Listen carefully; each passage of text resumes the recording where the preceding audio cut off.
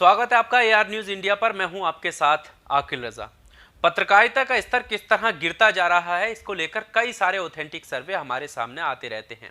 बहुत सारी डिबेट का एनालिसिस हमारे सामने आता रहता है कि कितनी डिबेट्स में से कितनी डिबेट किन मुद्दों को लेकर हुई और देश में किन मुद्दों पर डिबेट करने की ज़रूरत है। इस तरह के सर्वे बहुत सारे आ चुके हैं, लेकिन आज जो हम आपके सामने सर्वे रखना चाहते हैं वो सर्वे सारे न्यूज़ चैनल का नहीं है, बल्कि सिर्फ एक न्यूज़ चैनल का है और उस न्यूज़ चैनल के एक प्रोग्राम का है कि उस एक प्रोग्राम में 12 मार्च से लेकर 23 जुलाई तक जो डिबेट हुई हैं वो किन मुद्दों पर हुई हैं और किस तरह का प्रोपेगेंडा चलाना ये चैनल चाहता है।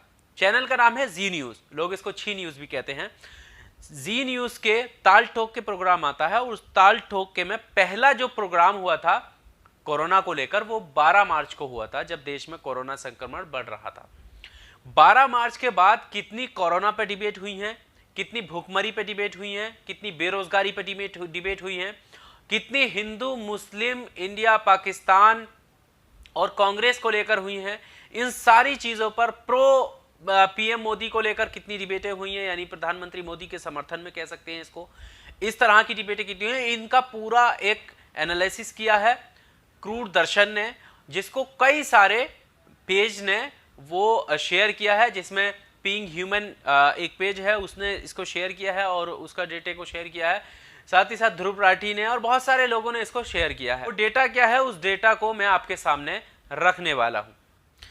क्रूर दर्शन का डेटा ये बताता है कि जितनी डिबेटें जी न्यूज़ पर हुई हैं ताल ठोक के प्रोग्राम में, वो ये डिबेट का जो एनालिसिस है वो सिर्फ 12 मार्च से 23 जुलाई ऑफ 2020 यानी 23 जुलाई 2020 तक की, 12 मार्च 2020 से 23 जुलाई 2020 तक की जितनी भी डिबेट हैं उनको एनालाइज किया गया है और वो डिबेट जो है वो किन किन इशू पर हुई हैं।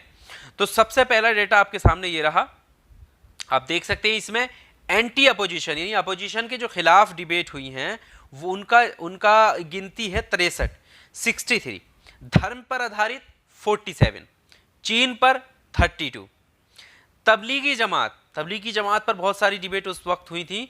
तबलीगी जमात पर 24 डिबेटें हुई, पाकिस्तान पर 18 डिबेट हुई हैं। लॉकडाउन का जो मुद्दा है उसको 17 बार इन लोगों ने दिखाया। मोदी की जय जयकार यानी प्रो मोदी के समर्थन में कह सकते हैं जो डिबेट रही हैं और टाइटल के साथ दिया गया वो 16 डिबेट हुई हैं। कोरोना को लेकर हुई हैं मात्र 10 डिबेट। कोरोना कितना बड़ा संकट जो है वो देश पर है, कोरोना संक्रमण के मरीज लगातार अभी भी बढ़ रहे हैं, लेकिन उसको लेकर मात्र 10 डिबेट हुई हैं और उन 10 डिबेटों में भी क्या कुछ सवाल हुए हैं वो भी आपके सामने रहे हैं। इसके अलावा विकास दुबे गैंगस्टर, हाल ही का मामला, 9 डिबेट इस पर हुई हैं। कश्मीर को लेकर 4 डिबेट हुई हैं। शराब की बिक्री, शराब खोलने के बाद कितनी भीड़ दुकानों के बाहर मिली, लेकिन उसको लेकर मात्र 3 डिबेट हुई थी शराब की बिक्री को लेकर। कनिका कपूर को लेकर 3 डिबेट हुई हैं। प्रवासी मजदूरों का कितना बड़ा मुद्दा था और वो लोग जो अलग अलग राज्यों में जाकर रोजी रोटी की तलाश में मजदूरी कर रहे हैं और लॉकडाउन के बाद उनका कोई इंतजाम नहीं किया गया कि वो घर कैसे वापस जाएंगे, फैमिली से कैसे मिलेंगे, उनके परिवार के लोग कैसे गुजर बसर करेंगे, उनकी कमाई का क्या होगा। जो आज मजदूरी कर कर 2-4 पैसे कमा रहे हैं वो लॉकडाउन के बाद या अपने घर जाने के बाद भी वो कहां से कमाएंगे, उनकी आमदनी का कोई भी इंतजाम नहीं किया गया। उस समय में कोई भी न्यूज़ चैनल में जो है डिबेट नहीं मिली। लेकिन अब अगर ताल ठोके की बात करें जो जी न्यूज़ में आता है उसमें कितनी डिबेटें हुई हैं इसको लेकर, मात्र 3 डिबेट। अब सोचिए कि प्रवासी मजदूरों के लिए ये कितना सोचते हैं। अमिताभ बच्चन को लेकर 2 डिबेट हो गई एक शख्स को लेकर, लेकिन प्रवासी मजदूरों को लेकर 3 डिबेट। डॉक्टर पर हमला, 2 डिबेट। कई जगह की ऐसी तस्वीरें भी आई थी जहां पर कोरोना के इस काल में डॉक्टर को लेकर हमला हुआ, वहां सिर्फ 2 डिबेट इन्होंने की हैं। इसके अलावा बहुत बड़ा मुद्दा बिहार, असम, दिल्ली फ्लड्स, इनमें जितने बाढ़ के हालात हैं, सड़कें खराब हो रही हैं, घरों में पानी घुस रहा है। असम में तो हर साल बाढ़ आती ही है। अब वही असम जहां से शुरुआत हुई थी एनआरसी की, आप सोचिए उनको लेकर दिल्ली, असम और बिहार की बाढ़ को लेकर कोई चर्चा ही करने को तैयार नहीं है। मात्र कितनी डिबेट की हैं, 2 डिबेट हुई हैं। अब सोचिए सिर्फ 2 बार नाम लेना, मतलब पाकिस्तान का नाम इन्होंने ज़्यादा ले लिया, लेकिन बिहार का, असम का और दिल्ली का नाम नहीं लिया गया। कोटा स्टूडेंट्स के ऊपर एक डिबेट हुई है, पिज्जा डिलीवरी के ऊपर एक डिबेट हुई है, निर्भया के ऊपर एक डिबेट हुई है, इसके अलावा सुशांत सिंह राजपूत के लिए एक डिबेट की है।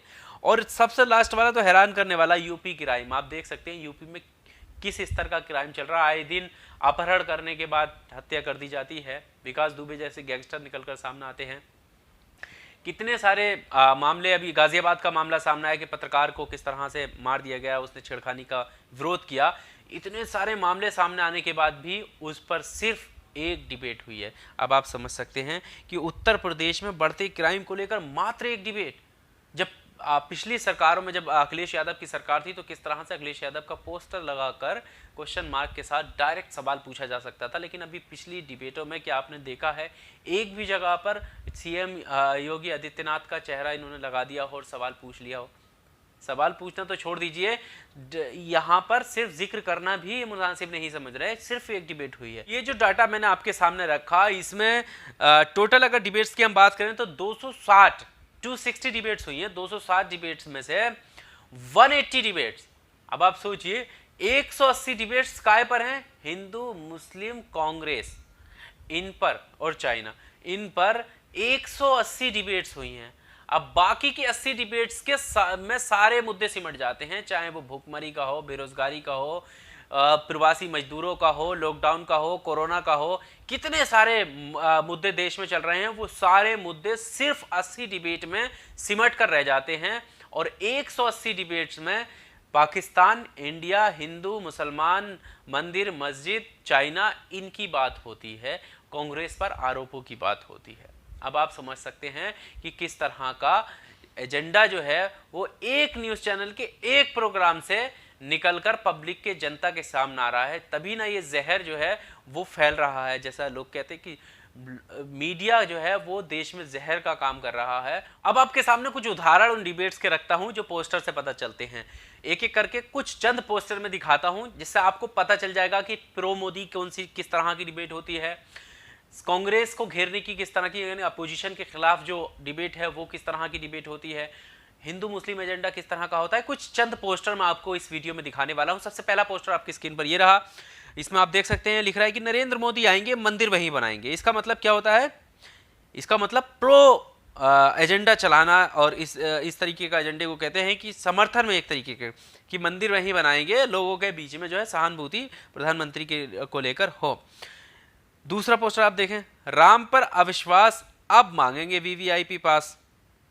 अगला पोस्टर देखिए, कोरोना बहाना, मकसद मंदिर निर्माण अटकाना। इसका मतलब क्या है? विपक्ष पर हमला बोलना है, विपक्ष को सवालों के घेरे में खड़ा करना है कि यहाँ पर कोरोना का बहाना लेकर विपक्ष जो चाहता है वो क्या चाहता है? मंदिर निर्माण को अटकाना चाहता है। जबकि कोरोना का दौर चल रहा है, कोरोना में भीड़ और सोशल डिस्टेंसिंग, इन सारी चीज़ों को लेकर विपक्ष सवाल खड़े कर रहा है। जैसे ईद को लेकर सवाल खड़े कर रहे थे कि सोशल डिस्टेंसिंग होना बेहद ज़रूरी है।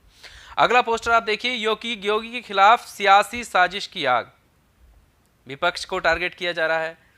क्वेश्चन मार्क जो है ना बहुत इंपॉर्टेंट रोल अदा करता है, और क्वेश्चन मार्क के जरिए ये हर वो कुछ कह देते हैं जिनका कोई कहीं से कहीं तक कहने की जरूरत भी नहीं होती है, सिर्फ क्वेश्चन मार्क के जरिए। सत्य के सफर पर राहुल का असत्य, डायरेक्ट कह दिया कि राहुल का असत्य है, लेकिन क्वेश्चन मार्क है। ये नहीं कह रहे हैं, ये सवाल पूछ रहे हैं, ये क्वेश्चन मार्क की बजाय। अगला देख लीजिए, कांग्रेस का मिशन राहुल रीलॉन्च फिर फेल, राहुल को फेल बता दिया क्वेश्चन मार्क के साथ।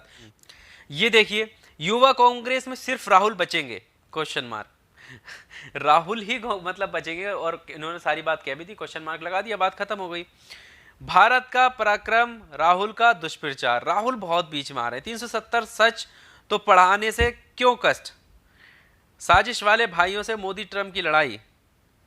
तो ये कुछ तस्वीरें थी जो मैंने आपको दिखाई, और ये पोस्टर जो है वो उन प्रोग्राम्स के हैं जो प्रोग्राम्स इन्होंने बीते, उनमें से चंद दिखाए हैं। बहुत सारे छूट गए होंगे, हिंदी मुस्लिम को लेकर बहुत सारे छूट गए, जिस तरह से आगे कुछ दिखाए भी मैंने।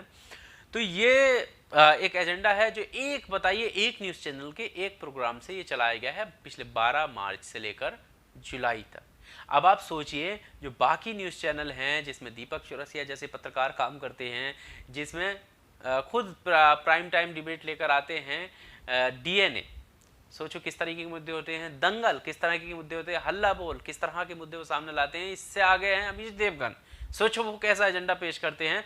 तो जब इतने सारे जो हमारा देश का, जिसको मेन स्ट्रीम मीडिया कहा जाता है, वो इस तरह के एजेंडा सेट करके जब चलाएगा तो आम जनता का दिमाग किस तरफ जाएगा?